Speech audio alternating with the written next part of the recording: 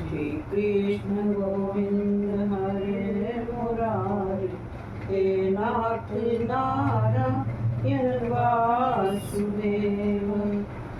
भगवान के बिहारी लाल की जय, जोर जोड़ी सरकार की जय, श्रीमद् भागवत पुराण की जय, राधा रानी की जय, मेरे परम कृपालु पिता श्री की जय, लड़ुआ गोपाल की जय, सतगुरु दीन दयाल महाराज की जय, 33 करोड़ देवी देवताओं की जय, कोई प्रभु रह ना जाए की जय, 33 करोड़ देवी देवताओं की जय। तेरे पापा कहते इन्ने सारे भगवाना दे नाम देवी देवतियां दे गिन के बाद 33 करोड़ नो ऐसे चला दे बाबू जी,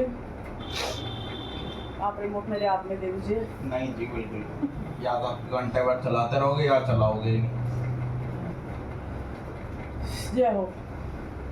48वां अध्याय, भगवान का कुब्जा और अक्रूर जी के घर जाना।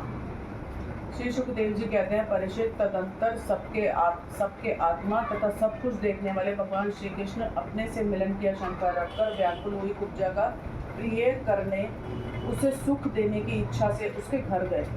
कुब्जा का घर बहुमूल्य सामग्रियों से संपन्न था। उसमें श्रृंगार रस का उद्दीपन करने वाली बहुत सी साधन सामग्रियां भी भरी हुई थी। मोती की झालरें और स्थान स्थान पर झंडियां भी लगी हुई थी। चंदो वे तने हुए, क्या होता चंदोवे, वो क्या होता? वो चांद की शक्ल के ना बनाए हुए, वो जो चांद से होते हैं वो चंदोवे तने हुए थे। सेजे बिछाई हुई थी और बैठने के लिए बहुत सुंदर सुंदर आसन लगाए हुए थे। धूप की सुगंध फैल रही थी, दीपक की शिखाएं जगमगा रही थी। स्थान स्थान पर फूलों के हार और चंदन रखे हुए थे। भगवान को अपने घर आते देख कुब्जा तुरंत हड़बड़ाकर अपने आसन से उठ खड़ी हुई और सखियों के साथ आगे बढ़कर उसने विधि पूर्वक भगवान का स्वागत सत्कार किया। फिर श्रेष्ठ आसन आदि देकर विविध उपचारों से उनकी विधि पूर्वक पूजा की। कुब्जा ने भगवान के परम भक्त उद्धव जी की भी समुचित रीति से पूजा की, परंतु वे उसके सम्मान के लिए उसका दिया हुआ आसन छूकर धरती पर ही बैठ गए। अपने स्वामी के सामने उन्होंने आसन पर बैठना उचित ना समझा। भगवान श्री कृष्ण सच्चिदानंद स्वरूप होने पर भी लोकाचार का अनुकरण करते हुए तुरंत उसकी बहुमूल्य सेज पर जा बैठे। तब कुब्जा स्नान, अंगराग, वस्त्र, आभूषण, हार, गंध, इत्र आदि, तांबूल और सुधा सब आदि से अपने को खूब सजाकर लीलामयी लजीली मुस्कान तथा हाव भाव के साथ भगवान की ओर देखती हुई उनके पास आई। कुब्जा नवीन मिलन के संकोच से कुछ झिझक रही थी। तब श्याम सुंदर श्री कृष्ण ने उसे अपने पास बुला लिया और उसकी कंकण से सुशोभित कलाई पकड़कर उसके अपने पास बैठा लिया और उसके साथ क्रीड़ा करने लगे। परीक्षित, कुब्जा ने इस जन्म में भगवान को केवल अंगराग अर्पित किया था। उसी एक शुभ कर्म के फल स्वरूप उसे ऐसा अनुपम अवसर मिला। अंगराग क्या? जो अंग पे चंदन वगैरह लगाते हैं ना, हाँ। कोई वगैरह उन्होंने दिया था, लेकिन उन्होंने पीछे बताया था चंदन और अंगराग। चंदन अलग चीज है, अंगराग अलग चीज है। फलस्वरूप उसे ऐसा अनुपम अवसर मिला। कुब्जा भगवान श्री कृष्ण के चरणों को अपने काम संतप्त हृदय, वक्षस्थल और नेत्रों पर रखकर उनकी दिव्य सुगंध लेने लगी और इस प्रकार उसने अपने हृदय की सारी आदि व्याधि शांत कर ली। वक्षस्थल से सटे हुए आनंद मूर्ति प्रियतम श्याम सुंदर का अपनी दोनों भुजाओं से गाढ़ आलिंगन करके कुब्जा ने दीर्घ काल से बढ़े हुए विरह ताप को शांत किया। परीक्षित, कुब्जा ने अपने अंग राग समर्पित किया था। उतने ही उसे उन सर्वशक्तिमान भगवान की प्राप्ति हुई जो कैवल्य मोक्ष के अधीश्वर हैं और जिनकी प्राप्ति अत्यंत कठिन है, परंतु उस दुर्भाग्य ने उन्हें प्राप्त करके भी ब्रज गोपियों की भांति सेवा ना मांगकर यही मांगा, प्रियतम, आप कुछ दिन यही रहकर मेरे साथ क्रीड़ा कीजिए, क्योंकि हे कमल नयन, मुझसे आपका साथ नहीं छोड़ा जाता। परीक्षित, भगवान श्री कृष्ण सबका मान रखने वाले और सर्वेश्वर है उन्होंने अभीष्ट वर देखकर उसकी पूजा स्वीकार की और फिर अपने प्यारे भक्त उद्धव जी के साथ अपने सर्व सम्मानित घर पर लौट आए। परीक्षित, भगवान ब्रह्मा आदि समस्त ईश्वरों के भी ईश्वर हैं। उनको प्रसन्न कर लेना भी जीव के लिए बहुत ही कठिन है। जो कोई उन्हें प्रसन्न करके उनसे विशेष सुख मांगता है वह निश्चय ही दुर्बुद्धि है, क्योंकि वास्तव में विशेष सुख अत्यंत तुच्छ नहीं के बराबर है। तदंतर एक दिन सर्वशक्तिमान भगवान श्री कृष्ण बलराम जी और उद्धव जी के साथ अक्रूर जी की अभिलाषा पूर्ण करने और उनसे कुछ काम लेने के लिए उनके घर गए। अक्रूर जी ने दूर से ही देख लिया कि हमारे परम बंधु मनुष्य लोक शिरोमणि भगवान श्री कृष्ण और बलराम जी आदि पधार रहे हैं। वे तुरंत उठकर आगे गए तथा आनंद से भरकर उनका अभिनंदन और आलिंगन किया। अक्रूर जी ने भगवान श्री कृष्ण और बलराम जी को नमस्कार किया और उद्धव जी के साथ उन दोनों भाइयों ने भी उन्हें नमस्कार किया। जब सब लोग आराम से आसनों पर बैठ गए तब अक्रूर जी उन लोगों की विधिवत पूजा करने लगे। परीक्षित, उन्होंने पहले भगवान के चरण धोकर चरणोदक सिर पर धारण किया और फिर अनेकों प्रकार की पूजा सामग्री, दिव्य वस्त्र, गंध माला और श्रेष्ठ आभूषणों से उनका पूजन किया। सर झुकाकर उन्हें प्रणाम किया और उनके चरणों को अपनी गोद में लेकर दबाने लगे। उसी समय उन्होंने विनयावनत होकर भगवान श्री कृष्ण और बलराम जी से कहा, भगवान, यह बड़ी आनंद और सौभाग्य की बात है कि पापी कंस अपने अनुयायियों के साथ मारा गया। उसे मारकर आप दोनों ने यदुवंश को बहुत बड़े संकट से बचा लिया है तथा उन्नत और समृद्ध किया है। आप दोनों जगत के कारण और जगत रूप आदि पुरुष हैं। आपके अतिरिक्त और कोई वस्तु नहीं है, न कारण है और न तो कार्य।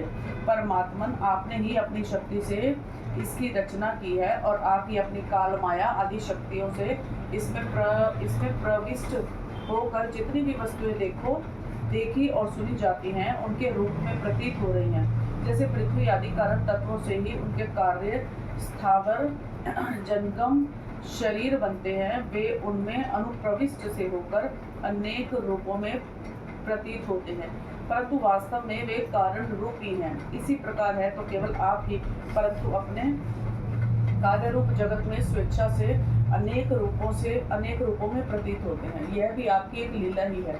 प्रभु, आप रजोगुण, सत्वगुण और तमोगुण रूप अपनी शक्तियों से क्रमशः जगत की रचना, पालन और संहार करते हैं, किंतु आप उन गुणों से अथवा उनके द्वारा होने वाले कर्मों से बंधन में नहीं पड़ते, क्योंकि आप शुद्ध ज्ञान स्वरूप हैं।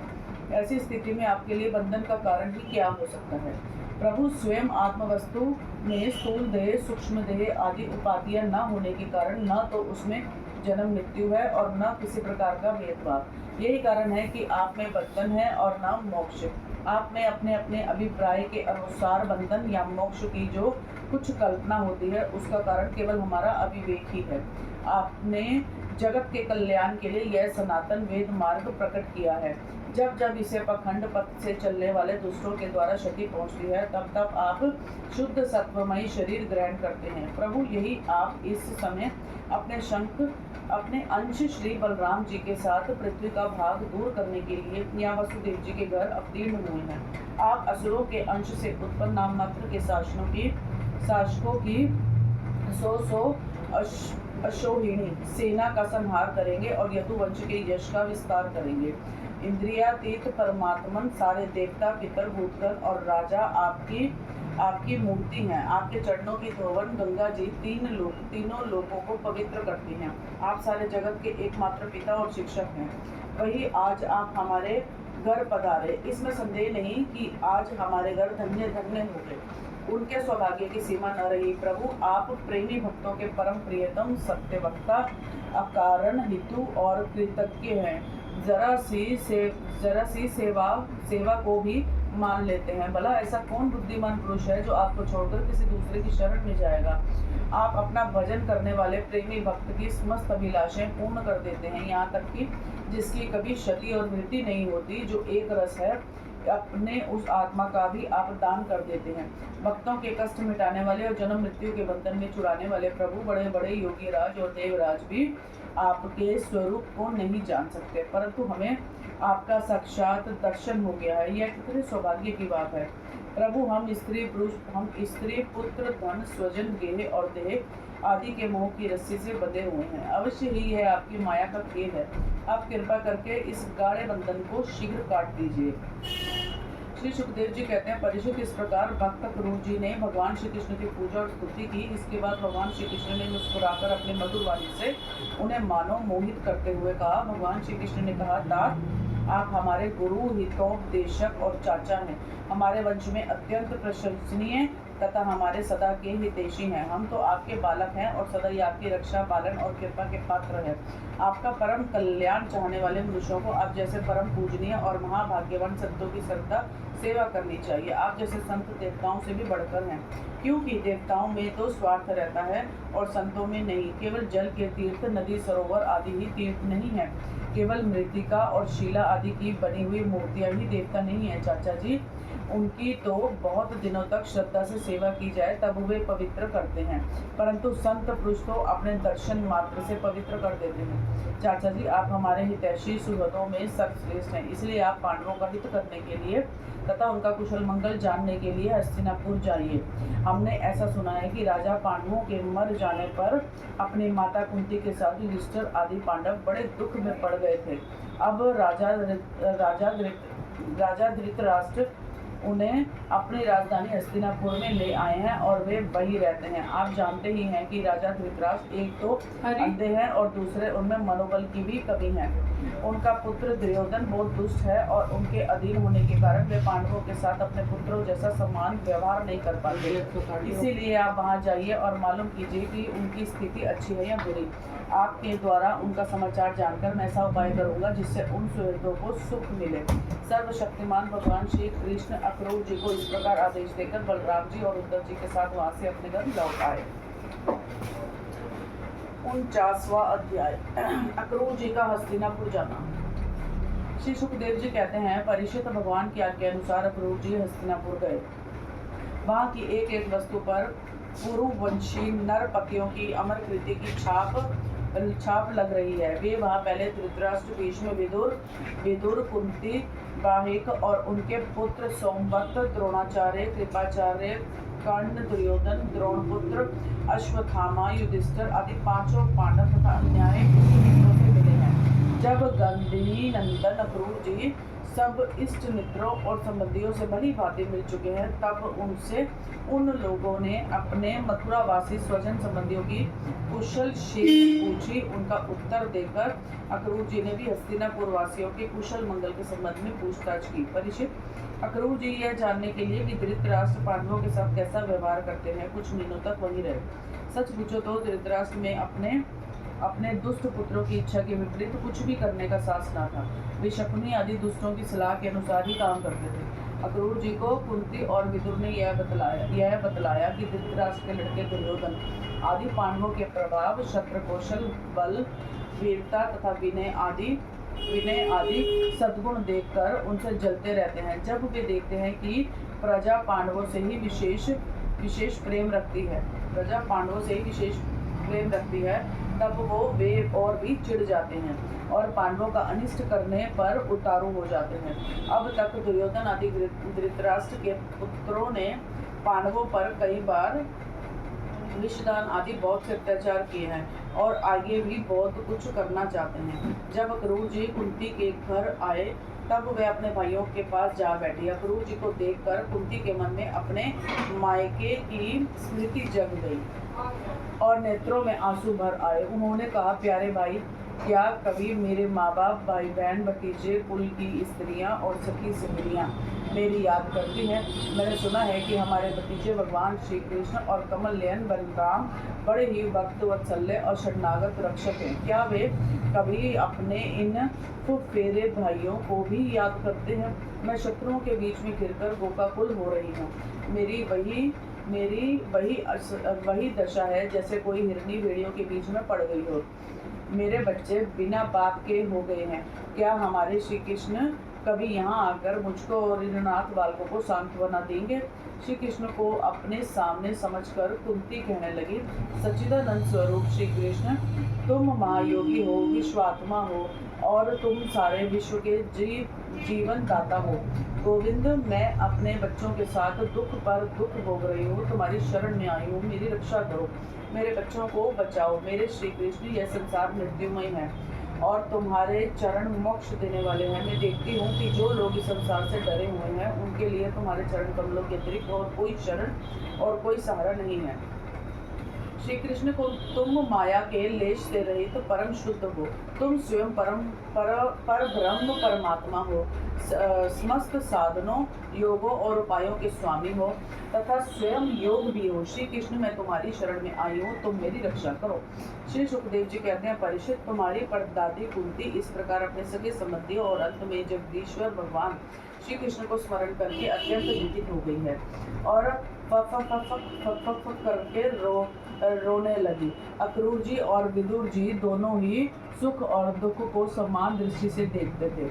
दोनों यशस्वी महात्माओं ने कुंती को उसके पुत्रों के जन्मदाता धर्म, वायु आदि देवताओं की याद दिलाई और यह कहकर कि तुम्हारे पुत्र धर्म का नाश करने के लिए ही पैदा हुए हैं, बहुत कुछ समझाया बुझाया और सांत्वना भी दी। अक्रूर जी जब मथुरा जाने लगे तब राजा धृतराष्ट्र के पास आए। अब तक यह स्पष्ट हो गया था कि राजा अपने पुत्रों का पक्षपात करते हैं और भतीजों के साथ अपने पुत्रों का सा बर्ताव नहीं करते। अब अक्रूर जी ने कौरवों की भरी सभा में श्री कृष्ण और बलराम आदि का हितैषिता से भरा संदेश कह सुनाया। अक्रूर जी ने कहा, महाराज धृतराष्ट्र, आप कुरुवंशियों की उज्जवल कीर्ति को और भी बढ़ाइए। आपको यह काम विशेष रूप से इसलिए भी करना चाहिए कि अपने भाई पांडु के परलोक सिधार जाने पर अब आप राज्य सिंहासन के अधिकारी हुए हैं। आप धर्म से पृथ्वी का पालन कीजिए, अपने सद्व्यवहार से प्रजा को प्रसन्न रखिए और अपने स्वजनों के साथ समान बर्ताव कीजिए। ऐसा करने से आपको लोक में यश और परलोक में सद्गति प्राप्त होगी। यदि आप अपने विपरीत आचरण करेंगे तो इस लोक में आपकी निंदा होगी और मरने के बाद आपको नरक में जाना पड़ेगा। इसलिए अपने पुत्रों और पांडवों के साथ समानता का बर्ताव कीजिए। आप जानते ही हैं कि इस संसार में कभी कहीं कोई किसी के साथ सदा नहीं रह सकता। जिनसे जुड़े हुए हैं उनसे एक दिन बिछुड़ना पड़ेगा ही। राजन, यह बात अपने शरीर के लिए भी 16 आने सकते हैं। फिर स्त्री, पुत्र, धन आदि को छोड़कर जाना पड़ेगा। इसके विषय में तो कहना ही क्या है। जीव अकेला ही पैदा होता है और अकेला ही मरकर जाता है। अपनी करनी धरनी का, पाप पुण्य का फल भी अकेला ही भुगतता है। जिन स्त्री पुत्रों को हम अपना समझते हैं वे तो हम तुम्हारे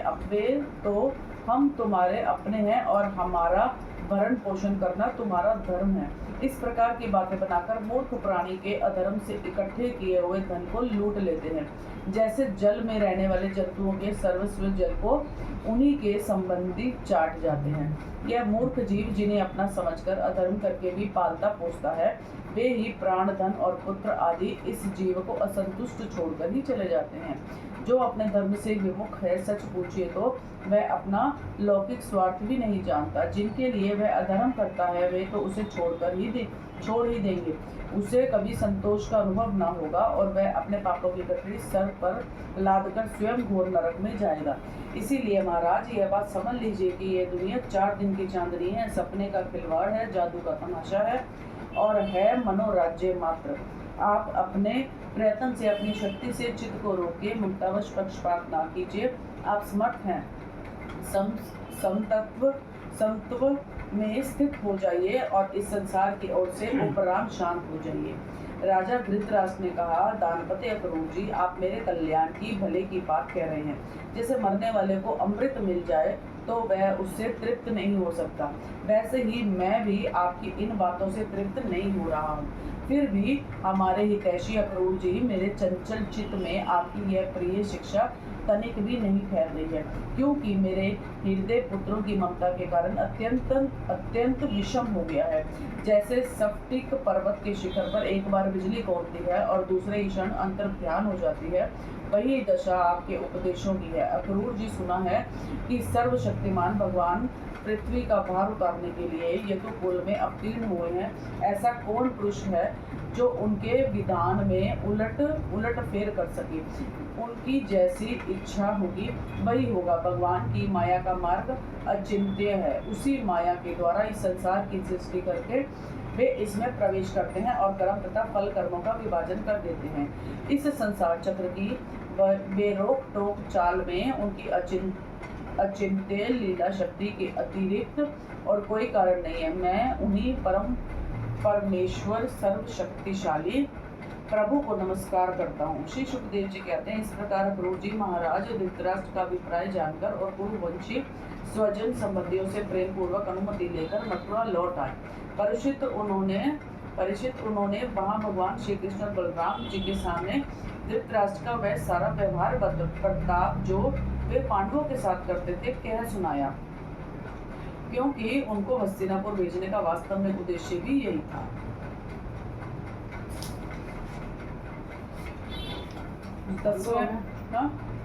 बंद हो गया नहीं, हाँ पिक्चर बनी हुई है। ये है 50वां अध्याय, 10वां स्कंद 50वां अध्याय, जरासंध से युद्ध और द्वारकापुरी का निर्माण। श्री सुखदेव जी कहते हैं, भरतवंश शिरोमणि परिषद कंस की 2 रानियां थी, अस्ति और प्राप्ति। क्या नहीं होना, इसके तरफ कृष्ण लीला होगी, यहाँ तक तो वही होगी। अब देखो अब आगे आ रही है, वहाँ की कुरुक्षेत्र वगैरह मैदानों की आएगी, अब उधर कुरुवंश की तरफ हो गए ना। हाँ बस वही आ रहा है। द्वारकापुरी का निर्माण हुआ और जरासंध से जो युद्ध हुआ। जरासंध कौन था? जरासंध वही है, उधर कंस का जेठा सीगा सोरा। श्री सुखदेव जी कहते हैं, भरतवंश शिरोमणि परिषद कंस की 2 रानियां थी, अस्ति और प्राप्ति। पति की मृत्यु से उन्होंने बड़ा दुख हुआ और वे अपने पिताजी की राजधानी में चली गई।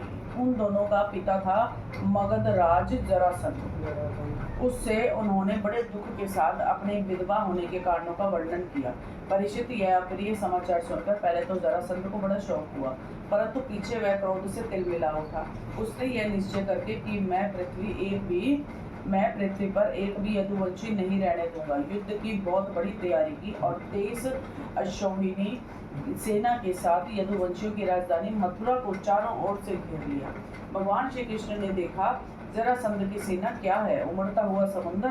उन्होंने यह भी देखा कि उसने चारों ओर से हमारी राजधानी घेर लिया और हमारे स्वजन तथा पूर्ववासी भयभीत हो रहे हैं।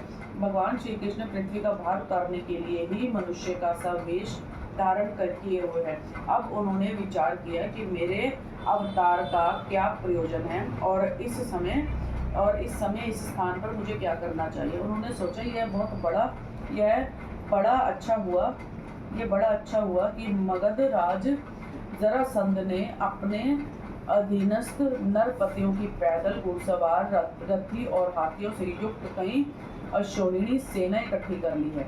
यह सब तो पृथ्वी का भार ही जुटकर मेरे पास आ पहुंचा है। राक्षस है ना सारे हैं, राक्षस योनि दे ਉਹਨਾਂ ਨੂੰ ਮਾਰਨ ਲਈ ਪ੍ਰਭੂ ਨੇ ਅਵਤਾਰ ਲਿਆ।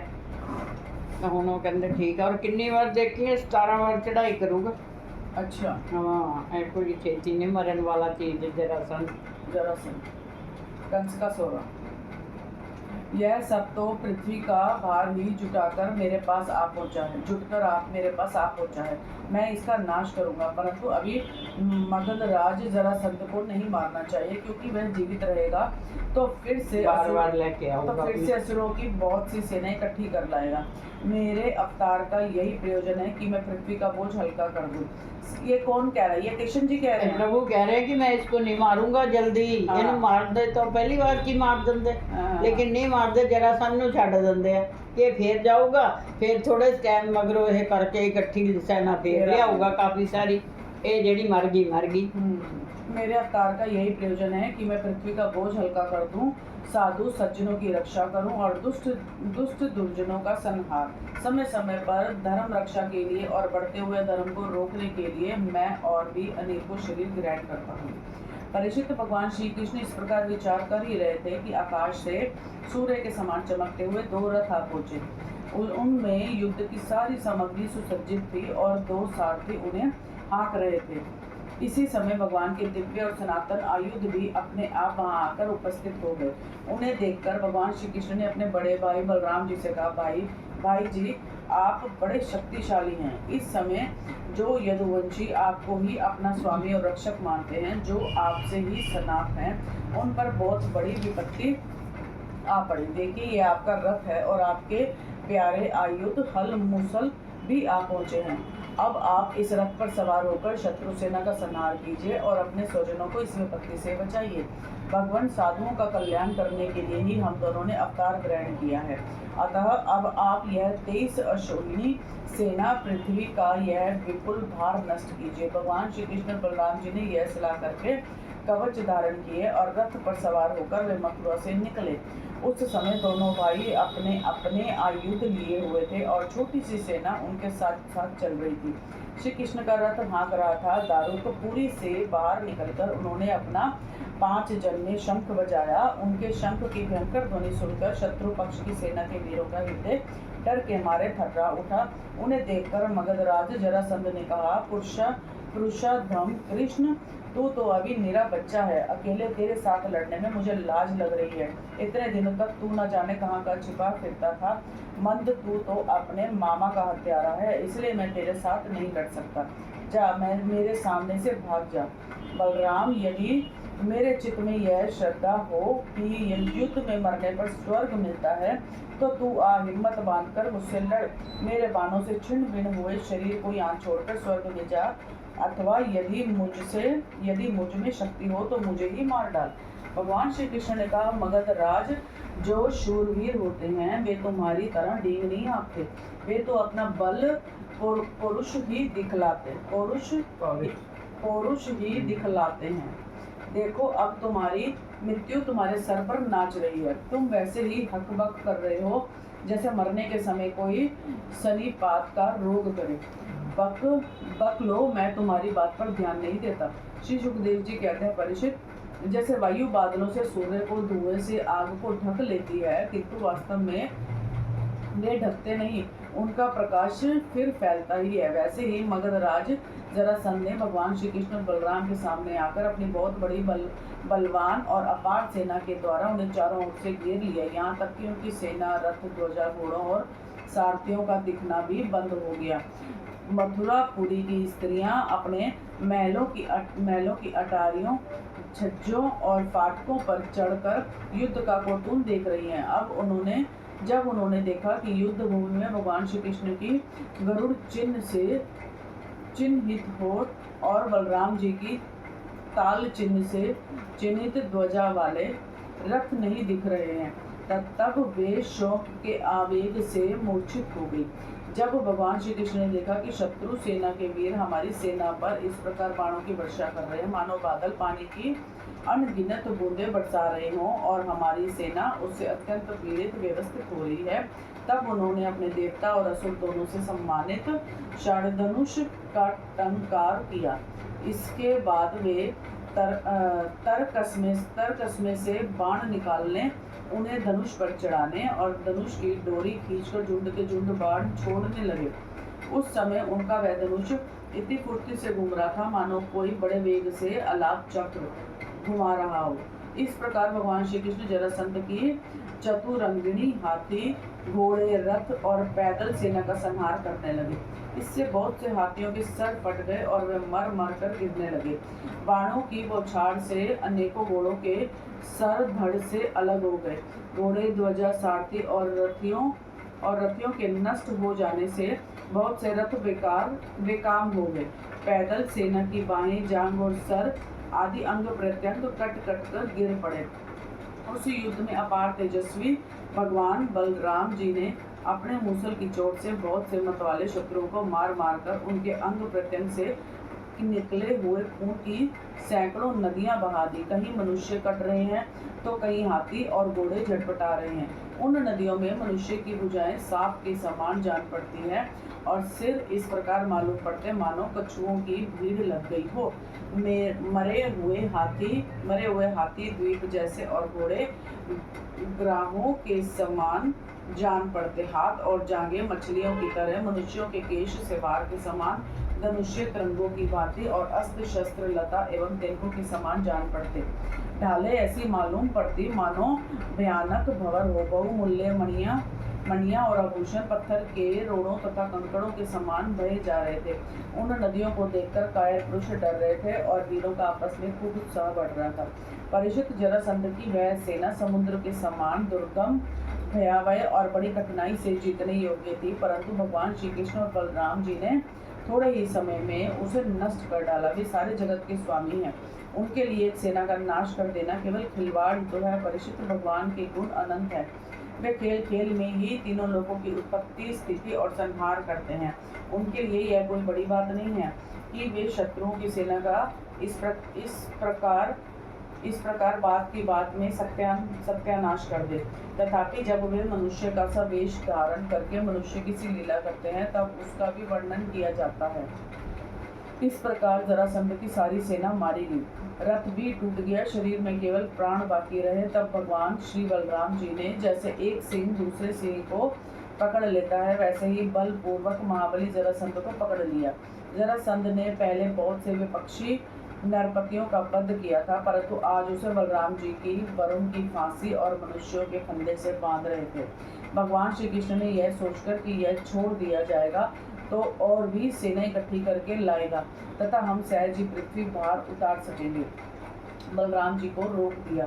बड़े बड़े शूरवीर जरासंध का सम्मान करते थे, इसीलिए उसे इस बात पर बड़ी लज्जा मालूम हुई कि मुझे श्री कृष्ण और बलराम ने दया करके दीन की बातें छोड़ दिया है। अब उसने तपस्या करने का निश्चय किया, परंतु रास्ते में उसके साथी नरपतियों ने बहुत समझाया कि राजन, यदुवंशियों में क्या रखा है, मैं आपको बिल्कुल ही पराजित नहीं कर सकते थे, आपको प्रारब्धवश ही नीचा देखना पड़ा है। उन लोगों ने भगवान की इच्छा फिर विजय प्राप्त करने की आशा आदि बतलाकर तथा लौकिक दृष्टांत एवं युक्तियां देकर यह बात समझा दी कि आपको तपस्या नहीं करनी चाहिए। परीक्षित, उस समय मगधराज जरासंध की सारी सेना मर चुकी थी। भगवान बलराम ने उपेक्षा पूर्वक उसे छोड़ दिया था, इससे वह बहुत उदास होकर अपने देश मगध को चला गया। परीक्षित, भगवान श्री कृष्ण की सेना में किसी का बाल भी बाका न हुआ और उन्होंने जरासंध की 23 अश्विनी सेना पर, जो समुद्र के समान थी, सहज ही विजय प्राप्त कर ली। उस समय बड़े बड़े देवता उन पर नंदन वन के पुरुषों की वर्षा और उनके इस महान कार्य का अनुमोदन प्रशंसा कर रहे थे। जरासंध की सेना के पराजय से मथुरावासी भयभीत हो गए थे और भगवान श्री कृष्ण की विजय से उनका हृदय आनंद से भर रहा था। भगवान श्री कृष्ण आकर उनमें मिल गए। सूत, मागध और बंदी जन उनकी विजय के गीत गा रहे थे।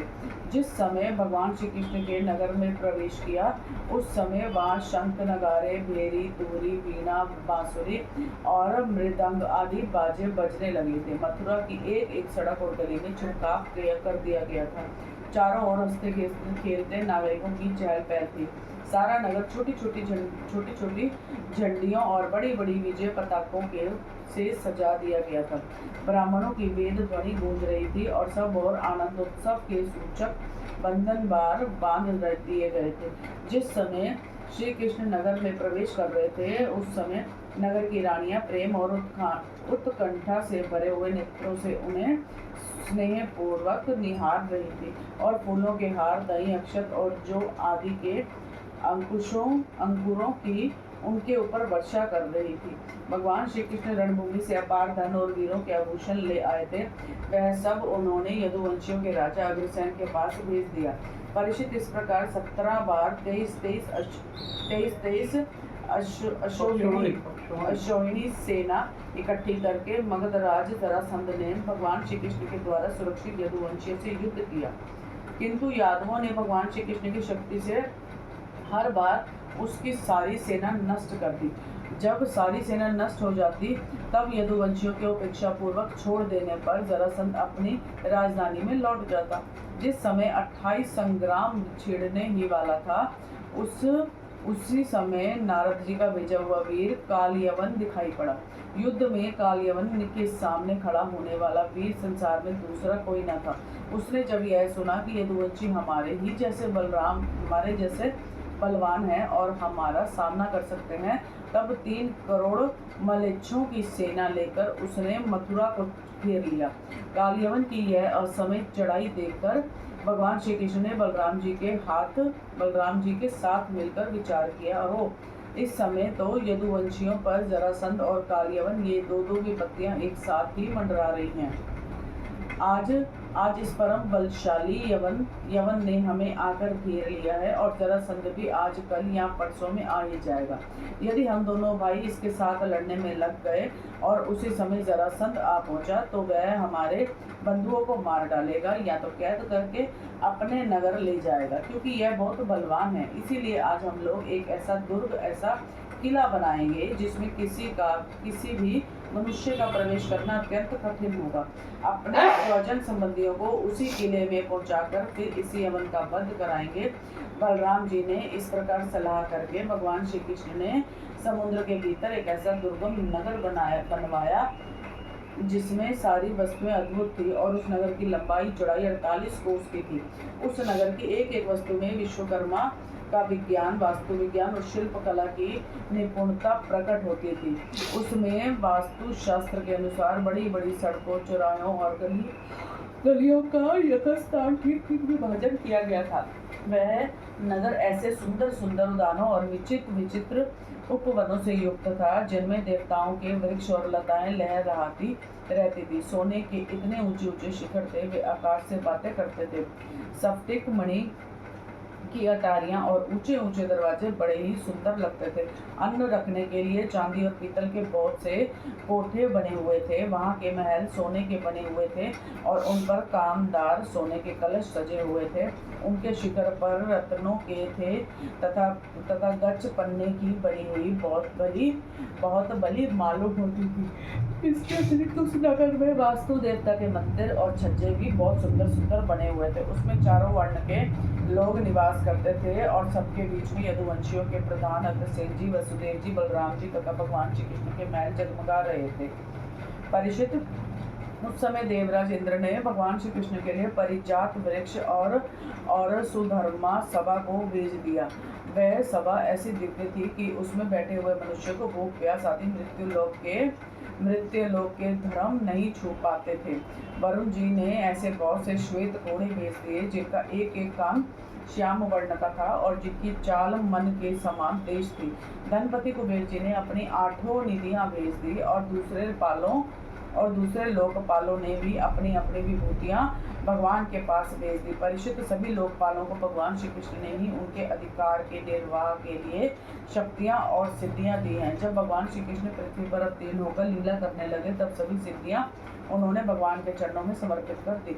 भगवान श्री कृष्ण ने अपने समस्त स्वजन संबंधियों को अपनी अचिंतनीय महाशक्ति योग माया के द्वारा द्वारका में पहुंचा दिया। शेष प्रजा की रक्षा के लिए बलराम जी को मथुरापुरी में रख दिया और उनसे सलाह करने लगे। मैं कमलों की माला पहने बिना कोई अस्त्र शस्त्र लिए स्वयं नगर के दरवाजे से बाहर निकल आए। मम्मी, मैंने दूध नहीं रखा, दूध बाहर है। 3 साल मैं चेक कर लूँ, मैं ना करूँ। मुझे लगता है पतीला वही रसोई में छोड़ा हुआ मेरे। देखो मेरे एकदम दिमाग में आ गया। पढ़ा मैंने कहा था, मैंने दूध बर्तन में मांग के आई थी 2-4। मैंने कहा दूध रख दिया था मैंने उसी टाइम। अच्छा, 51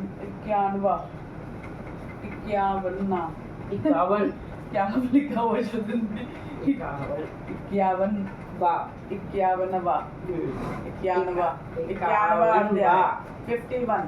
अध्याय। काल यवन का भस्म होना, भाई चला ले। काल यवन का भस्म होना, मुच्चु कुंद की रक्षा, बंद कर चलाया गया तू। अरे मुच्चु कुंद की कथा। हाँ, काल यवन का भस्म होना और मुच्चु कुंद की कथा। श्री सुखदेव जी कहते हैं, प्रिय परीक्षित, जिस समय भगवान श्री कृष्ण मथुरा नगर के मुख्य द्वार से निकले और उस समय ऐसा मालूम हुआ मानो पूर्व दिशा से चंद्रोदय हो रहा हो। उनका श्यामल शरीर अत्यंत ही दर्शनीय था। उस पर रेशमी पीताम्बर की छटा निराली हुई थी। वक्षस्थल पर स्वर्ण रेखा के रूप में श्री वत्स चिन्ह शोभा पा रहा था और गले में कौस्तुभ मणि जगमगा रही थी। 4 भुजाएं थी जो लंबी लंबी और कुछ मोटी मोटी थी। हाल के खिले हुए कमल के समान कोमल और रत्नारे नेत्र थे। मुख कमल पर राशि राशि आनंद खेल रहा था। कपोलों की छटा निराली ही थी। मंद मंद मुस्कान खेलने वालों को मन चुराए लेती थी। कानों में मकराकृत कुंडल झिलमिल झिलमिल झलक रहे थे। उन्हें देखकर कालयवन ने निश्चित किया कि यही पुरुष वासुदेव है, क्योंकि नारद जी ने जो लक्षण बतलाए थे, वक्षस्थल पर श्रीवत्स का चिन्ह, 4 भुजाएं, कमल के से नेत्र, गले में वनमाला और सुंदरता की सीमा, वे सब इसमें मिल रहे हैं।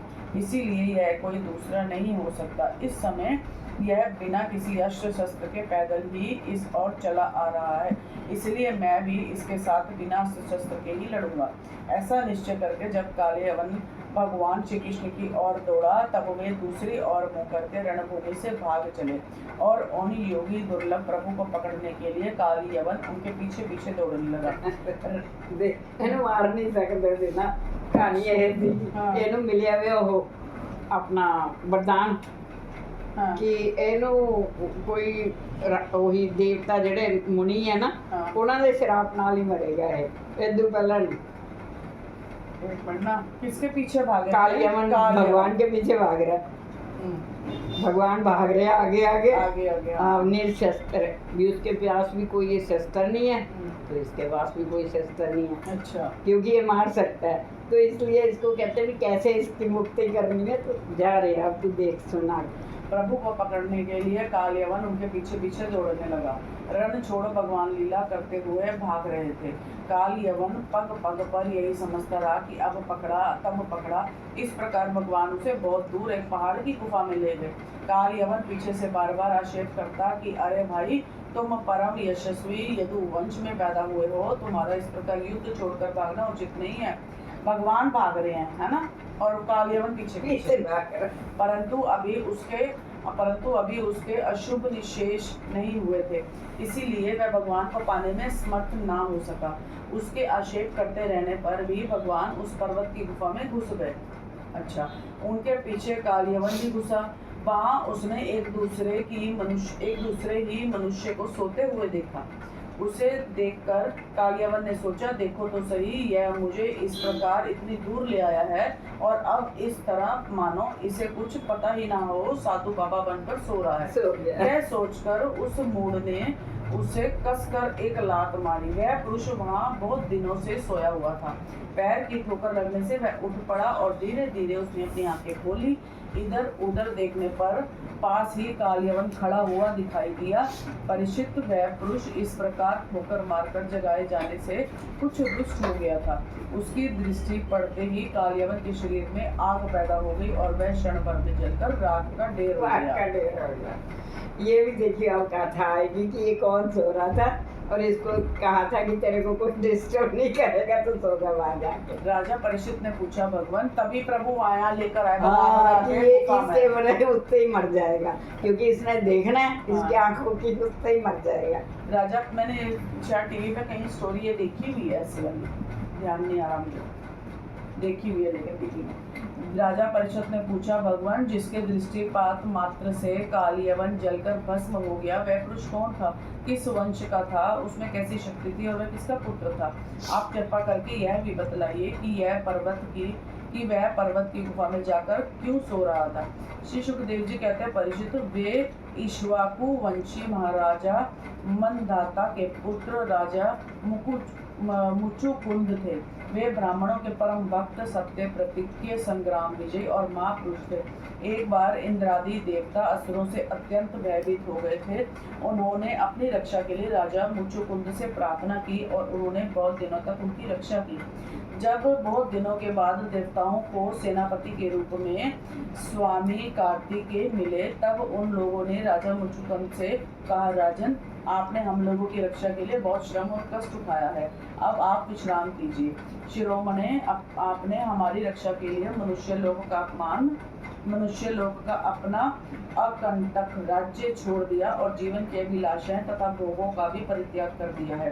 अब आपके पुत्र, रानियां, बंधु बाधक और अमात्य मंत्री तथा आपके समय की प्रजा में ये कोई नहीं रहा है। आपको कोई ना पिछले रहे ने हाँ। ਹੁਣ ਜਿਹੜੇ ਅੱਗੇ ਦੇ ਹੈਗੇ ਨੇ ਉਹ ਕੋਈ ਜਾਣਦਾ ਨਹੀਂ ਤੈਨੂੰ अच्छा ਕਿਉਂਕਿ ਇੰਨਾ ਟਾਈਮ ਧਰਤੀ ਦਾ ਤਾਂ ਇੰਨਾ ਬੀਤ ਗਿਆ ਉੱਥੇ ਦਾ ਤਾਂ ਉੱਪਰਲੇ ਤਾਂ ਥੋੜੇ ਹੀ ਸਾਲ ਹੋਏ ਨੇ सब के सब काल के गाल में चले गए। काल समस्त बलवानों से भी बलवान है। वह स्वयं परम समर्थ, अविनाशी और भगवत स्वरूप है। जैसे ग्वाले पुरुषों को अपने वश में रखते हैं, वैसे ही वह खेल खेल में सारी प्रजा को अपने अधीन रखता है। राजन, आपका कल्याण हो, आपकी जो इच्छा हो हमसे मांग लीजिए। हम कैवल्य मोक्ष के अतिरिक्त आपको सब कुछ दे सकते हैं, क्योंकि कैवल्य मोक्ष देने की सामर्थ्य तो केवल अविनाशी भगवान विष्णु में ही है। परम यशस्वी राजा मुचुकुंद ने देवताओं के इस प्रकार कहने पर उनकी वंदना की और बहुत थके होने के कारण निंद्रा का ही वर मांगा तथा उनसे वर पाकर वे नींद से भरकर पर्वत की गुफा में जा सोए।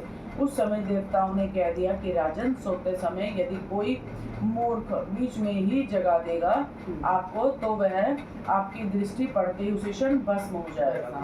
ये बात प्रभु प्रभु को तो जानते पता थे। था, प्रभु तो जाने जाना इन्हें वहां लेते हैं। तभी ले गए। परिचित जब काल्य यवन भस्म हो गया, तब यदुवंश शिरोमणि भगवान श्री कृष्ण ने परम बुद्धिमान राजा मुकुचंद को अपना दर्शन दिया। भगवान श्री कृष्ण का श्री विग्रह वर्षाकालीन मेघ के समान सांवला था। रेशमी पीताम्बर धारण किए हुए थे। वक्षस्थल पर श्री वत्स और गले में कौस्तुभ मणि अपनी दिव्य ज्योति बिखेर रहे थे। 4 भुजाएं थी। वह जयंती माला अलग ही घुटनों पर लटक रही थी। मुख कमल अत्यंत सुंदर और प्रसन्नता से खिला हुआ था। कानों में मकराकृति कुंडल जगमगा रहे थे। होठों पर प्रेम भरी मुस्कुराहट थी और नेत्रों की चितवन अनुराग की वर्षा कर रही थी। अत्यंत दर्शनीय तरुण अवस्था और मतवाले सिंह के समान निर्भीक चाल। राजा मुचुकुंद यद्यपि बड़े बुद्धिमानी और धीरे पुरुष थे, फिर भी भगवान की ये दिव्य ज्योतिर्मयी मूर्ति देखकर कुछ चकित हो गए। उनके तेज से हत प्रतिभ हो सक पका हो गए। भगवान अपने तेज से दूरदर्श जान पड़ते थे। राजा ने तनिक शंकित होकर पूछा। राजा मुचुकुंद ने कहा, आप कौन हैं? इस कांटों से भरे हुए घोर जंगल में आप कमल के समान कोमल चरणों से क्यों विचर रहे हैं? और इस पर्वत की गुफा में ही पधारने का क्या प्रयोजन है? क्या आप समस्त तेजस्वियों के मूर्तिमान तेज अथवा भगवान अग्निदेव तो नहीं हैं?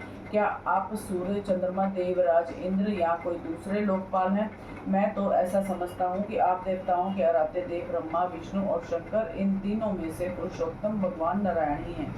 क्योंकि जैसे श्रेष्ठ दीपक अंधेरे को दूर कर देता है, वैसे ही आप अपनी अंग कांति से इस गुफा का अंधेरा भगा रहे हैं।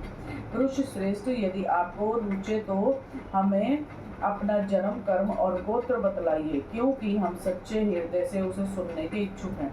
और पुरुषोत्तम, यदि आप हमारे बारे में पूछें तो हम इक्ष्वाकु क्षत्रिय है। मेरा नाम मुचुकुंद है और प्रभु मैं युवनाश्व नंदन महाराज मानधाता का पुत्र हूँ। बहुत दिनों तक जागते रहने के कारण मैं थक गया था। निद्रा ने मेरी समस्त इंद्रियों की शक्ति छीन ली थी, उन्हें बेकाम कर दिया था। इसी से मैं इस निर्जन स्थान में निर्द्वंद सो रहा था। अभी अभी किसी ने मुझे जगा दिया। अवश्य उसके पापों ने ही उसे जलाकर भस्म कर दिया। इसके बाद शत्रुओं के नाश करने वाले परम सुंदर आपने मुझे दर्शन दिया। महाभाग, आप समस्त प्राणियों के माननीय हैं। आपके परम दिव्य और असहाय तेज से मेरी शक्ति खो गई है। मैं आपको बहुत देर तक देख भी नहीं सकता। जब राजा मुचुकुंद ने इस प्रकार कहा, तब समस्त प्राणियों के जीवनदाता भगवान श्री कृष्ण ने हंसते हुए मेघ ध्वनि के समान गंभीर वाणी से कहा। भगवान श्री कृष्ण ने कहा, श्री मुचुकुंद, हमारे हजारों जन्म, कर्म और नाम हैं। वे अत्यंत हैं, इसीलिए मैं भी उनकी गिनती करके नहीं बतला सकता। यह संभव है कि कोई पुरुष अपने अनेक जन्मों में पृथ्वी के छोटे छोटे धूल कणों की गिनती कर डाले, परंतु मेरे जन्म, गुण, कर्म और नामों का कोई कभी किसी प्रकार नहीं गिन सकता। राजन, सनक, सनंदन आदि परमर्षि गण मेरे त्रिकाल सिद्ध जन्म और कर्मों का वर्णन करते रहते हैं, परंतु कभी उनका पार नहीं पाते। प्रिय मुचुकुंद, ऐसा होने पर भी मैं अपने वर्तमान जन्म, कर्म और नामों का वर्णन करता हूँ। सुनो, पहले ब्रह्मा जी ने मुझसे धर्म की रक्षा और पृथ्वी के भार बने हुए असुरों का संहार करने के लिए प्रार्थना की थी। उन्हीं की प्रार्थना से मैंने यदुवंश में वसुदेव जी के यहाँ अवतार ग्रहण किया था। अब मैं वसुदेव जी का पुत्र हूँ, इसलिए लोग मुझे वसुदेव कहते हैं। अब तक मैं कालनेमी असुर का जो कंस के रूप में पैदा हुआ था तथा प्रबल आदि अनेकों साधुद्रोही असुरों का संहार कर चुका हूँ। राजन, यह काल यवन था जो मेरी ही प्रेरणा से तुम्हारी तीक्ष्ण दृष्टि पड़ते ही भस्म हो गया। वही मैं तुम पर कृपा करने के लिए ही इस गुफा में आया हूँ।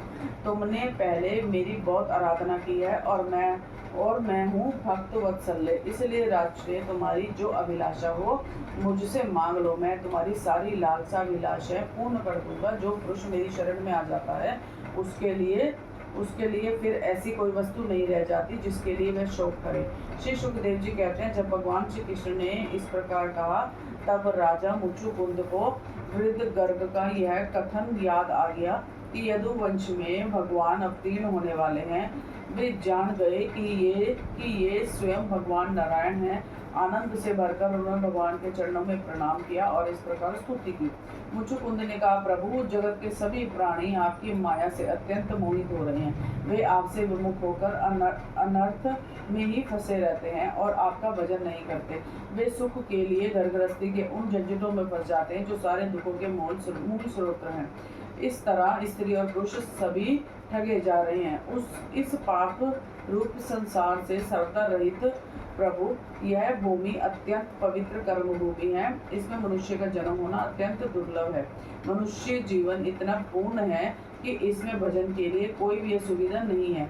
अपने परम सौभाग्य और भगवान की अभूत कृपा से उसे अनायास ही प्राप्त करके भी जो अपनी मति गति असत्य संसार में ही लगा देते हैं और तुच्छ विशेष सुख के लिए ही सारा प्रयत्न करते हुए घर गृहस्थी के अंधेरे कुएं में पड़े रहते हैं, भगवान के चरण कमलों की उपासना नहीं करते, भजन नहीं करते, वे तो ठीक उस पशु के समान है जो तुच्छ तृण के लोभ से अंधेरे कुएं में गिर जाता है।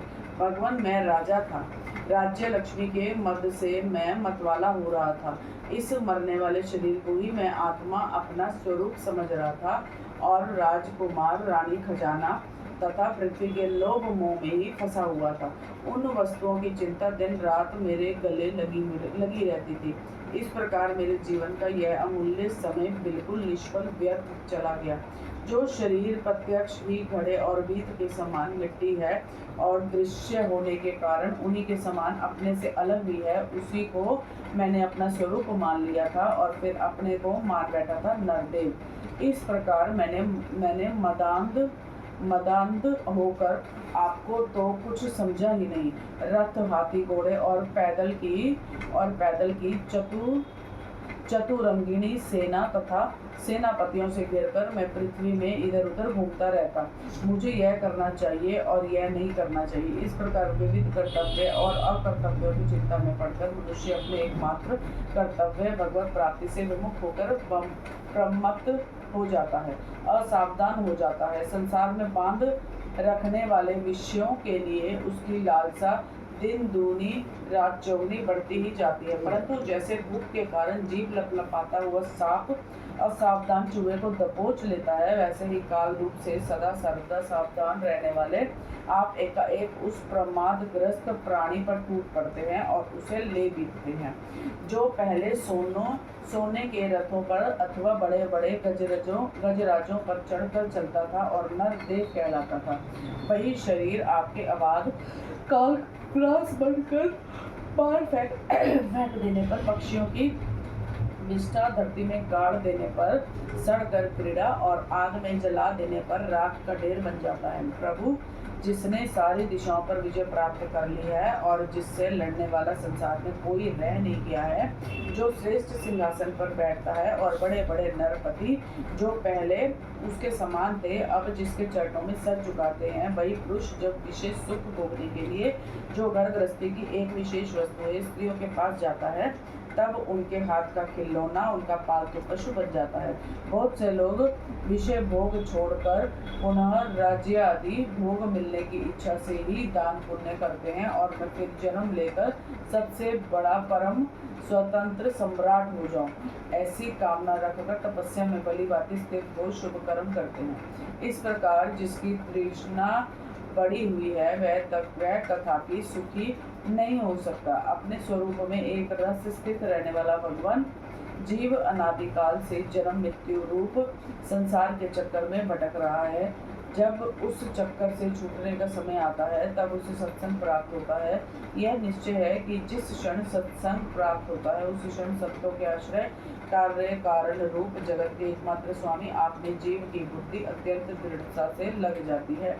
भगवान, मैं तो ऐसा समझता हूँ कि आपने मेरे ऊपर परम अनुग्रह की वर्षा की, क्योंकि बिना किसी परिश्रम के अनायास ही मेरे राज्य का बंधन टूट गया। साधु स्वभाव के चक्रवर्ती राजा भी जब अपना राज्य छोड़कर एकांत में भजन करने के उद्देश्य से वन में जाना चाहते हैं तब उसके ममता बंधन से मुक्त होने के लिए बड़े प्रेम से आपसे प्रार्थना किया करते हैं। अंतर्यामी प्रभु, आपसे क्या छिपा है, मैं आपके चरणों की सेवा के अतिरिक्त और कोई भी वर नहीं चाहता, क्योंकि जिसके पास किसी प्रकार का संग्रह विग्रह नहीं है अथवा जो उसके अभिमान से रहित है, फिर लोग भी केवल उसी के लिए प्रार्थना करते रहते हैं। भगवान, भला बतलाइए तो सही, मोक्ष देने वाले आपकी आराधना करके ऐसा कौन श्रेष्ठ पुरुष होगा जो अपने को बांधने वाले संसारिक विषयों का वर मांगे।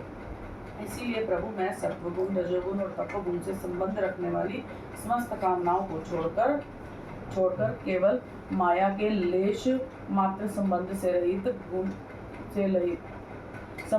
रहित गुणातीत एक अद्वितीय चित्त स्वरूप परम पुरुष आपकी शरण ग्रहण करता हूँ। भगवान, मैं अनादिकाल से अपने कर्म फलों को भोगते भोगते अत्यंत आर्द्र हो रहा था। उनकी दुगध ज्वाला रात दिन मुझे जलाती रहती थी। मेरे 6 शत्रु, 5 इंद्रियां और 1 मन कभी शांत न होते थे। उनकी विषयों की प्यास बढ़ती ही जा रही थी। कभी किसी प्रकार एक क्षण के लिए भी मुझे शांति न मिली। शरणदाता, अब मैं आपके भय, मृत्यु और शोक से रहित चरण कमलों की शरण में आया हूँ। सारे जगत के एकमात्र स्वामी परमात्मा, आप मुझ शरणागत की रक्षा कीजिए। भगवान श्री कृष्ण ने कहा, सार्वभौम महाराज, तुम्हारी मति, तुम्हारा निश्चय बड़ा ही पवित्र और ऊंची कोटि का है। यद्यपि मैंने तुम्हें बार बार वर देने का प्रलोभन दिया, फिर भी तुम्हारी बुद्धि कामनाओं के अधीन न हुई। मैंने तुम्हें जो वर देने का प्रलोभन दिया वह केवल तुम्हारी सावधानी की परीक्षा के लिए। मेरे तो अनन्य भक्त होते हैं, उनकी बुद्धि कभी कामनाओं से इधर उधर नहीं भटकती। जो लोग मेरे भक्त नहीं होते वे चाहे प्राणायाम आदि के द्वारा अपने मन को वश में करने का कितना भी प्रयत्न क्यों ना करें, उनकी वासनाएं क्षीण नहीं होती और राजन, उनका मन फिर से विषयों के लिए मचल पड़ता है। अब तुम अपने मन और सारे मनोभावों को मुझे समर्पित कर दो, मुझ में लगा दो और फिर स्वच्छंद रूप से पृथ्वी पर विचरण करो। मुझ में तुम्हारी विषय वासना शून्य निर्मल भक्ति सदा बनी रहेगी। तुमने क्षत्रिय धर्म का आचरण करते समय शिकार आदि के अवसरों पर बहुत से पशुओं का वध किया। अब एकाग्रचित्त से मेरी उपासना करते हुए तपस्या के द्वारा उस पाप को दूर डालो। राजन, अगले जन्म में तुम ब्राह्मण बनोगे और समस्त प्राणियों के सच्चे हितैषी परम सुहृद होगे और फिर मुझ विशुद्ध विज्ञान घन परमात्मा को प्राप्त करोगे।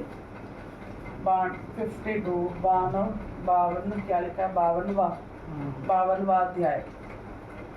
द्वार का